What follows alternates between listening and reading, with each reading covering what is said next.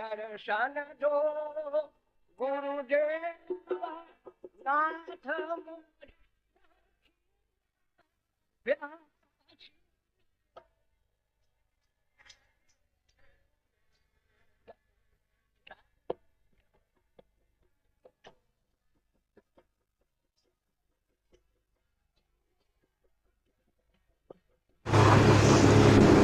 प्रातर्मरां प्रणमरूपमतैव सिन्धुम्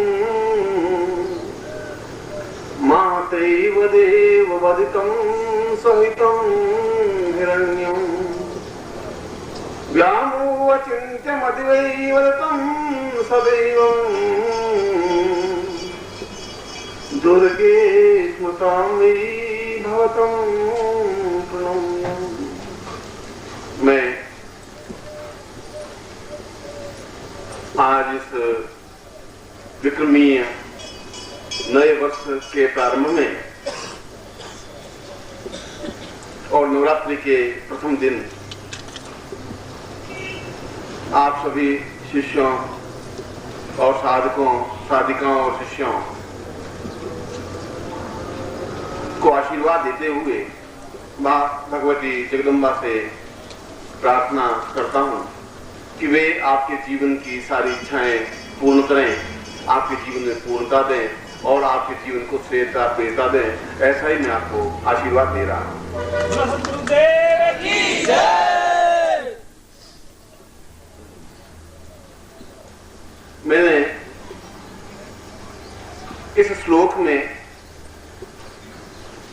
एक नवीन चिंतन और गालव्य एक अद्भुत और तेजस्वी ऋषि हो चुके हैं। ऐसे तेजस्वी कि जिन्होंने अपने जीवन में पूर्ण भगवती जगदम्बा की साधना संपन्न की और एक नवीन विधि से संपन्न की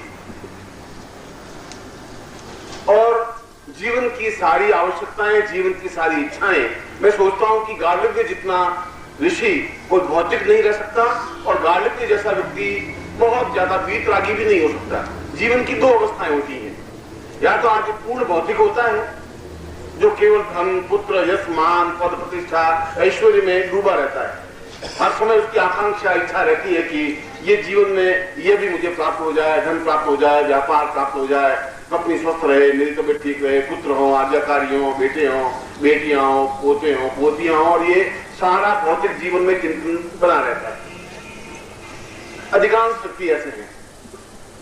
कुछ व्यक्ति ऐसे होते हैं जो वीतरागी होते हैं, जो सन्यासी होते हैं, जिन बात की कोई परवाह नहीं है, न पुत्र है, न पत्नी है, न बंधु है, न बांधव है, न समाज है, न रिश्तेदार है। जो कुछ है वह इस आत्मा को उस ब्रह्म से साक्षात्कार करा देना ही जीवन की पूर्णता मानते हैं। और अधिकतर दंडी स्वामी या वीतरागी या सन्यासी जो हिमालय में है वे इस प्रकार के व्यक्तित्व हैं। मगर गालव्य एक ऐसे ऋषि थे जो अपने आप में पूर्ण भौतिक व्यक्ति भी थे और पूर्ण वीतरागी व्यक्ति भी बने, मगर उन्होंने अपने जीवन में उस विधि का सृजन किया जिस विधि के माध्यम से घोर भौतिक व्यक्ति भी उस ईश्वर के और चिंतन और प्रभु के या भगवती जगदम्बा के या इष्ट के साक्षात दर्शन कर सकता है। और हमारे जीवन की मूलभूत आवश्यकता यह है कि जो बहुत भौतिक व्यक्ति हैं वे भी दुखी हैं। यदि आप उनको पूरे दें तो उनकी जिंदगी में कोई न कोई अभाव, कोई न कोई परेशानी बनी ही रहती है। अगर पुत्र है तो आज्ञाकारी नहीं है, या लड़की है तो उसकी शादी नहीं हुई है, या धन नहीं है, या व्यापार की प्रॉब्लम्स आ रही हैं, या गवर्नमेंट की कोई ट्रबल्स हैं, या पत्नी का स्वास्थ्य ठीक नहीं है, या खुद की समस्याएं हैं, और ऐसी प्रत्येक क्षण में कोई कोई संताप दुख से पीड़ित है और भौतिक व्यक्ति दुखी रहता ही है। मगर वीतरागी व्यक्ति भी दुखी रहते हैं, वे भी जीवन में ज्यादा सुखी नहीं रहते। उनके जीवन में भी हर क्षण वे वासनाएं और आशंकाएं बनी रहती हैं कि मैं वीतरागी बना, मगर यदि मैं भौतिक होता तो ऐसा होता, मेरे भी पत्नी होती, मेरे भी पुत्र होता, वह भी पिंडदान करता, मरने के बाद मेरा नाम होता। वे भी जीवन में ऐसी आकांक्षाएं पालते हैं। क्योंकि मैंने जीवन में इन दोनों जीवन को देखा है, पूर्ण भौतिक जीवन को भी देख रहा हूं, देखा है, और पूर्ण वीतरागी जीवन को भी देखा है। पूर्ण सन्यासी दंडी स्वामी जिसको कहते हैं वैसा भी रहा हूं। और हिमालय में 15, 17, 18 साल बिल्कुल जहां ग्रस्त और पत्नी और पुत्र और बंधु बांधव से मोह नहीं हो, उस स्टेज और उस स्थिति को प्राप्त की है। और उस स्थिति को भी प्राप्त की है कि 7-8 साल जब मैं संन्यास जीवन में गया, घर पहुंचा ही नहीं, तो पिता ने यह सोच लिया कि जरूर मृत्यु हो गई होगी, क्योंकि उस समय बसें थी, इतनी ट्रेन भी थी नहीं, बद्रीनाथ केदारनाथ जाने के लिए तो 4 महीने 5 महीने लगते थे, जा नहीं सकता था पैदल, न पगडंडियां थी न सड़कें थी, और हिंसक पशु इतने थे कि जीवन में बच करके आना एक अत्यंत कठिन और बुलंद की बात मानी जाती थी। और उन्होंने मेरा श्राद्ध कर दिया कि पुत्र जरूर मर गया होगा, और मरने के बाद भी आत्मा तड़प रही होगी तो श्राद्ध कर दे।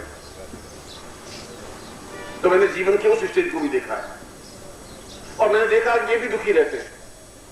और उनसे जब मिलता तो वो कहता कि गुरुजी सब ठीक है, मगर ये संसारी लोग बहुत सुखी हैं गुरुजी, इनको तकलीफें नहीं है, यहाँ सारी बहुत प्रॉब्लम है, हरदम सारे कार की मार के बैठे रहो, ऐसे करो, और जब दम मिल भी जाएगा तो क्या हो जाएगा?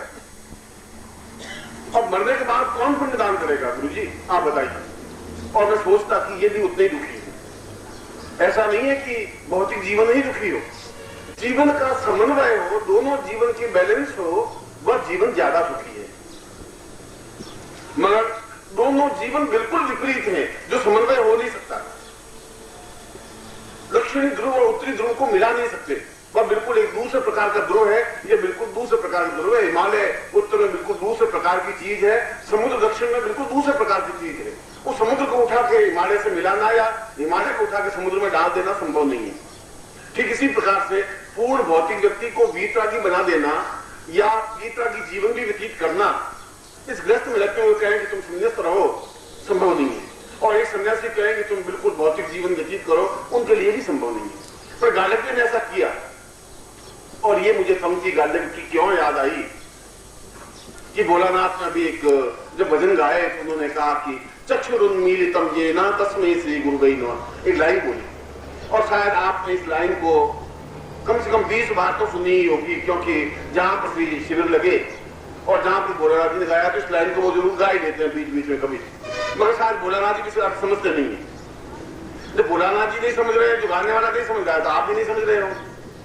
उन्होंने कहीं पढ़ा इसलिए बोल दिया, और उन्होंने बोला इसलिए आपने सुन लिया, मगर मूल रूप से अर्थ क्या है? चक्षुरुन्मीलितम येन, चक्षु को आंखों को मिलाने से ही सब कुछ प्राप्त हो सकता है। ये लाइन क्या अर्थ क्या है, महत्ता क्या है, चिंतन क्या है? और यही चिंतन जो भोलानाथ ने बोला है वही गार्डन ऋषि ने कहा है, जो मैंने इस प्रवचन के प्रारंभ में कहा है कि भौतिक व्यक्ति भी और भौतिक व्यक्ति की जीवन की पूर्णता इस बात में है कि वह अपने जीवन में पूर्ण सुख प्राप्त करे, जो भी उसकी इच्छाएं हो, और जीवन में प्रभु के साथ